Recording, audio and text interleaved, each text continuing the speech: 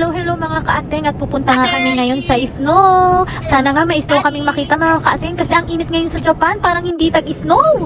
At sobrang saya nga namin mga kaating dahil may yuki nga dito or snow dito sa pinuntahan namin. Dito nga pala kami napunta sa Hiruzen. Sa mga hindi nakakaalam, taga Okayama kami mga kaating at sa Okayama ay bihira lang mag-ulan ng snow at kung umulan man ay hindi ganun kadami, parang patak-patak lang ganun. At syempre pag nagpunta tayo sa snow, hindi tayo pwedeng hindi gagawa ng snowman, di ba mga kaating? At nakakita pa nga kami mga kaating ng napakagandang aso. Sobrang ganda ng balahibo niya mga kaating. Sobrang puti. At ito ngang si Bunso ay gambatiro gumawa ng snowman. Kaya kahit sobrang bigat ay pinipilit niyang buhatin.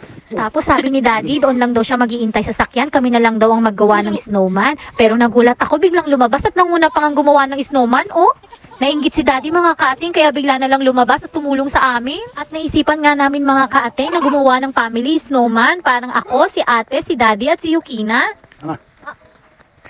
Ano ba yan?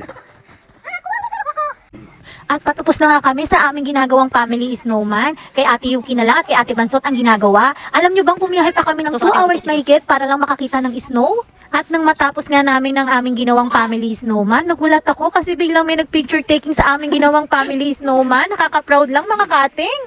O sige na mga kaating, sa ulitin. Bye-bye! Mwah!